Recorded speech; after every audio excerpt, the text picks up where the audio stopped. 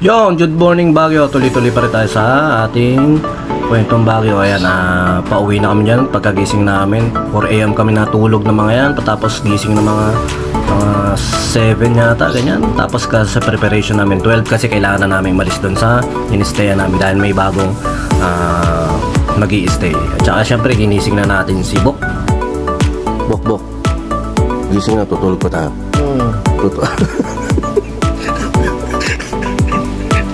Yun na nga, pagkatapos natin busitin si Bok, ito na, magka-prepare kami ng aming almusal. Ano yan may sinangag, may sopas, may corned beef, at saka may maling. Napaka-solid yan. Syempre, patak-patak yan. Ayan ang maganda sa mga yan. Walang buraot. Nakita nyo naman nakaprepare namin lulutuin at niluto ni Janine yan. Si Janine yan. Si Bok lang nasama sa video. At ayun nga, isang mabilis lang yung pagkakain namin. Magagaya ka niyan dahil pupunta kami ng Strawberry Farm. At saka ito na nga, nakasakay na kami sa aming van. Isang paalaman mabilis yan kay ate. Napakabait ng mga tao dyan. Ate Rosemary, yun. Shoutout kay Ate Rosemary na Baguio. At saka ito na, nasa biyahe na kami. Medyo may pagkasigsag-sigsag ang daan at nasa dulo ko niyan. Pinahawak ko lang yung camera sa harap para ako ma-video yung daan namin. Napakasigsag talaga. Papunta yan sa Strawberry Farm at ito na kami sa Strawberry Farm. Isang mabilis lang yan dahil nga mamimili lang kami ng konting gulay dyan. Gulay at saka strawberry at saka kung ano-ano. At ito na ang strawberry na fresh. Nakita nyo na. Pinipilian pa ni nanay. Pagdating dito sa amin yan, pipina lahat. Nakunanto ko. At ito na, syempre, namili rin ng mga souvenirs sila Bok. At ito pwede display nila sa kanilang table. At saka ito na, syempre, biyahing pauwi na tayo. Nakita natin ang ulo ng pagong. Ulo ng leon pala. Yo, no? Nakita nyo, maraming tao. Hindi na kami nakababa dyan dahil medyo nagmamadali na rin at late. Pagod na rin siguro yung aming driver. At napakaganda talaga ng kapaligiran dyan. At tapos na tayo sa triplex. Mamaya mag-stop over para magpalit si Jeff T at saka si Bok ng pagdadrive dahil si Jeff T ang nag-drive. Talagang solid dyan mula pa kagabi. At nakakita tayo ng mga kakaibang motor na pangmayaman. Napakalulupit ng mga motor na yan. Shoutout. At nandito na tayo sa Plaridel. Dito kayo binaba. At nakakuhuli pa ng itik sila Janine. Kaya isinako muna. At nakita mo yung maraming salamat sa mga nakasama natin. Siyempre, follow nyo ang 8 of March. Napakasolid na banda niyan. At abangan nyo yung mga i-release pa nilang music. At siyempre, dito tayo sa drums papawis natin. Yun, meron tayong inaaral dito na basic double pedals. Medyo pinahirapan ako rito. At hindi naman ako talaga familiar sa mababagal na double pedals. Pero kailangan natin practice. Katulad nito, nadadaanan niya natin. Gusto kong daanan tong buong libro nito. Ayoko mag-skip. At ayun, day 203 na tayo ngayon. At tuloy-tuloy lang tayo, papawis. At bukas may tugtog kami sa Isabela, Sambales yata, kasama ang Imata. Yun, dito tayo sa pinaka-basic pattern. First bar, 1 EN, 2, 3 and 4.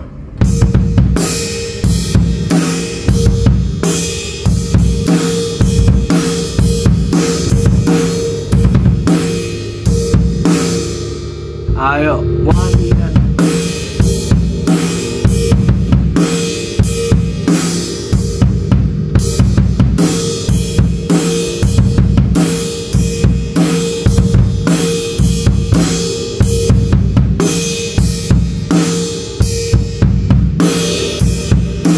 Pattern niya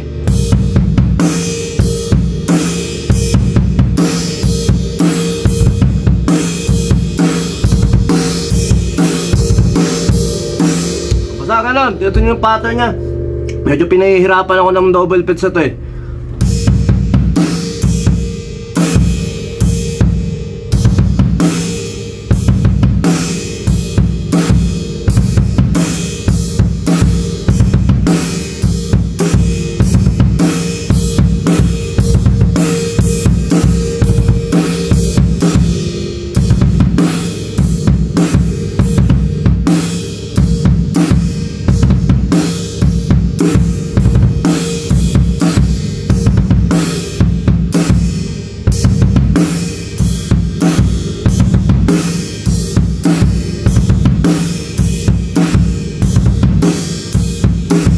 Yun yung pattern, yung second pattern natin. Third pattern natin.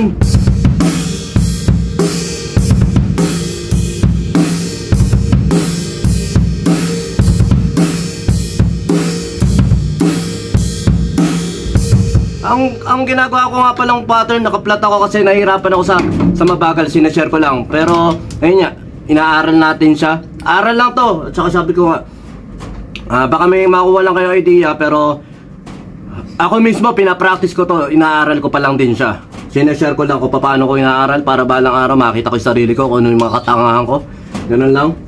At, ayun lang, basta din-document ko lang yung pag-aaral ko ng libro na to. Balik tayo ron. Pattern 3.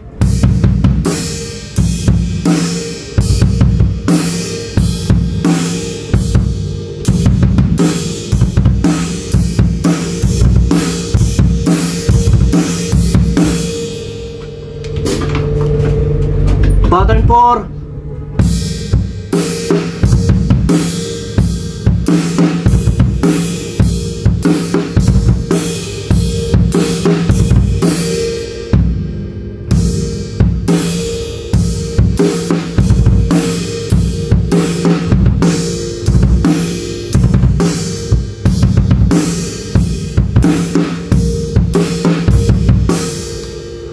Bigat ng paa ko.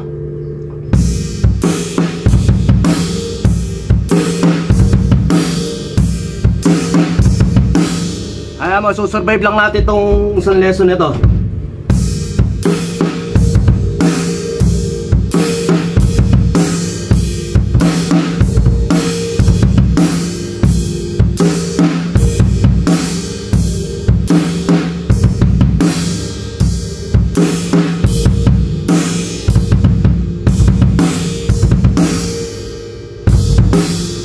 Yung 4 ulit. 1.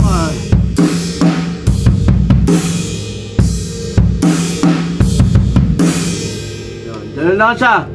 Next pattern. Medyo mahirap talaga ng konti itong para sa akin Kaya nga sa mga tropa natin dyan na magaling sa double peds, gawa naman kayo ng video sa mga pattern nito, sa mga lesson natin na mabilis para ma-inspire kami ng mga nanonood. Kasi nga medyo hindi ko siya kabisado sa mabilisan. At inaaral-aral pa lang din natin. 2, 3, 4, 1.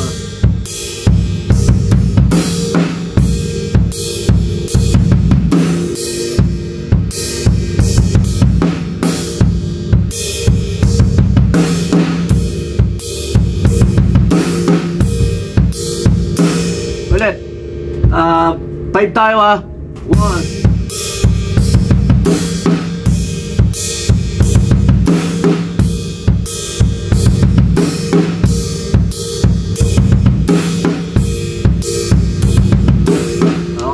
Next pattern natin, halos the same length. Doon sa, kasi kanina sa siya 4 Ngayon 4. Mas mabilis yun. 4. Kanina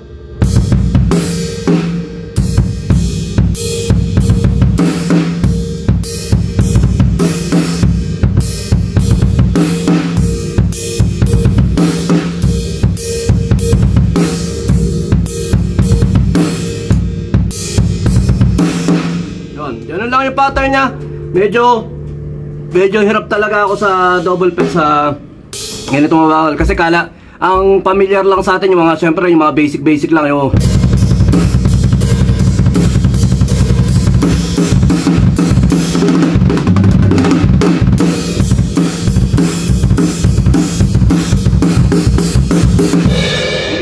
wala kami natutugtugan na masyadong mabagal na. Kaya ngayon inaaral natin siya at dapat matutunan din talaga natin yung mabagal at saka mabilis.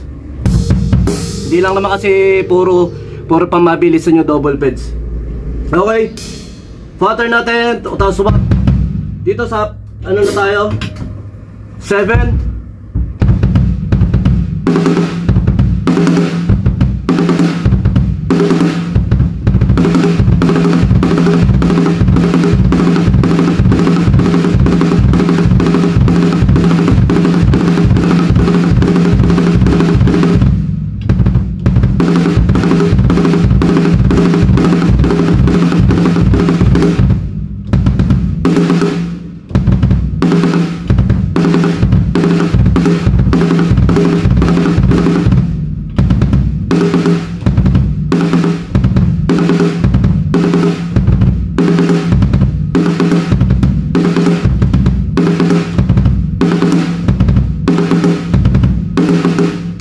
Ganun lang siya, basic lang siya. Tapos, ito, mas basic tong beat na to, yung 8, 1, 2. Okay, next pattern, 9.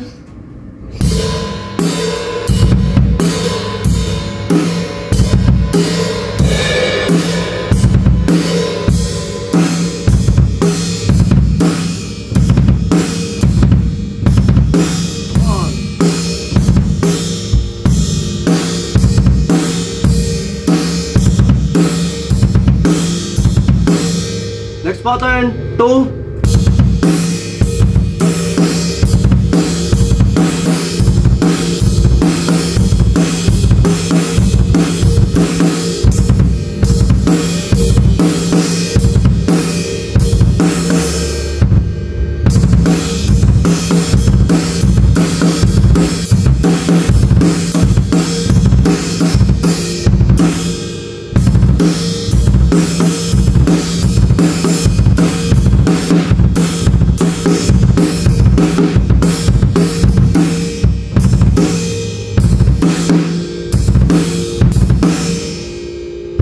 Ganun lang siya, medyo hirap talaga ako sa pattern ng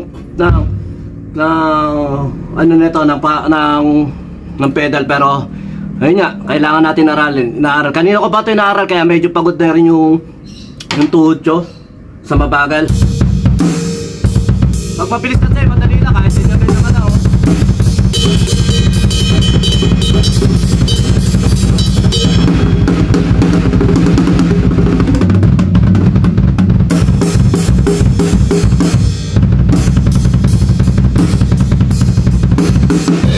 Madali lang pag tuloy-tuloy. Ang mahirap talaga yung may mga putol-putol yun. Ayun yung mga hindi natin naaral at hindi natin na-practice. Kaya ngayon, ayun yung pa-practice natin. Bubugbugin natin yung isip natin sa mga ganyan. Okay?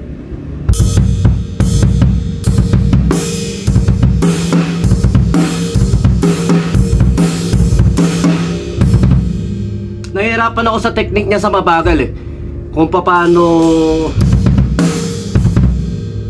ko siya gagamitin, kung ano yung technique, kung naka-heel down o hihilap ako Yun, inaaral ko nga siya. Ang ginagamit ko kanina, kung komportable na ako yung sa heel, naka-heel down ako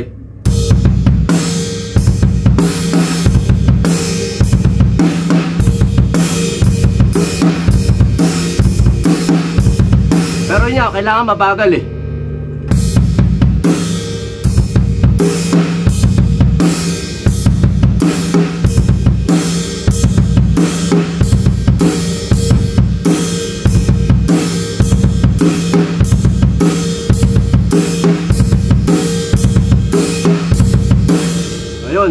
Comment nyo rin kung ano yung technique na ginagamit nyo pag sa double pitch sa ganito.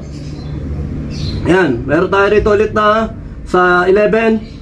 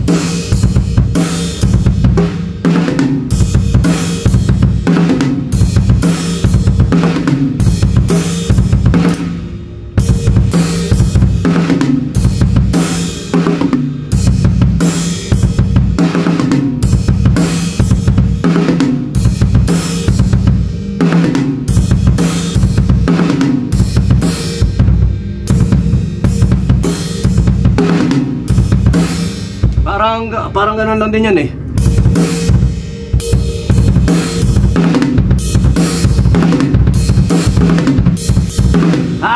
gulo.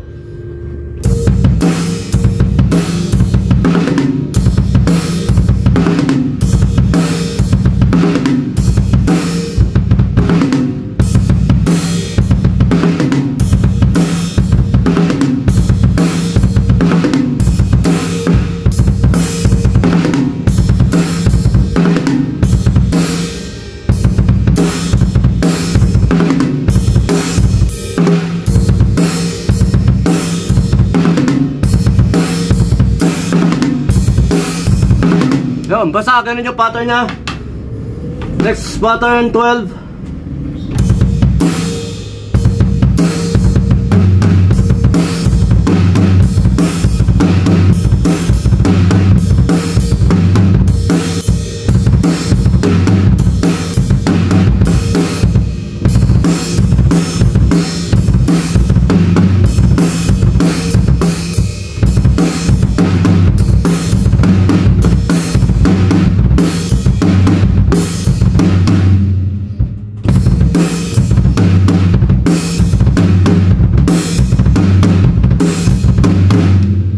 Ganun yung pattern niya. Medyo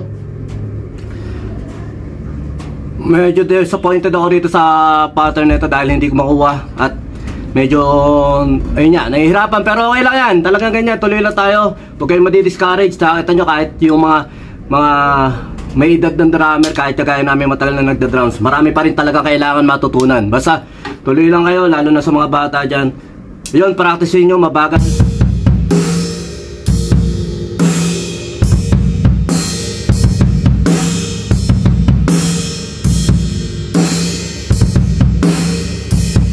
Kasi sa bilis, andiyan na raw yung bilis eh.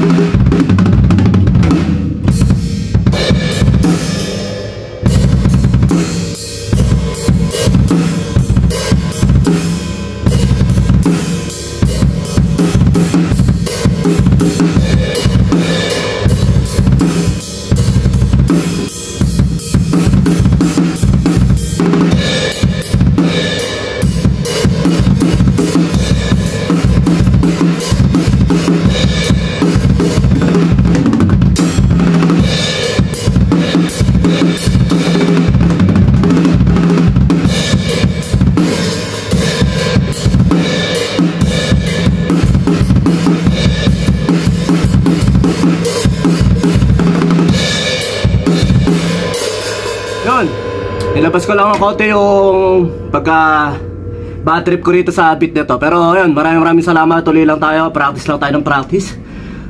Yun, maraming salamat. Medyo talagang bad trip ako ron sa ano na yun, sa beat na yun. Talagang pinahirapan ako, pero at least nakikita natin yung butas talaga na kailangan ko pa i-improve. Kasi nga medyo ayun nga, tamad tayo. Pero masipag tayo mag-practice. Ang problema lang sa atin, wala tayong naging method dati kung paano tayo mag-practice. Wala tayong program. Kaya ngayon, bigyan natin ng sistema. Para sa akin yun. At saka basta, maraming salamat. At tuloy-tuloy lang tayo.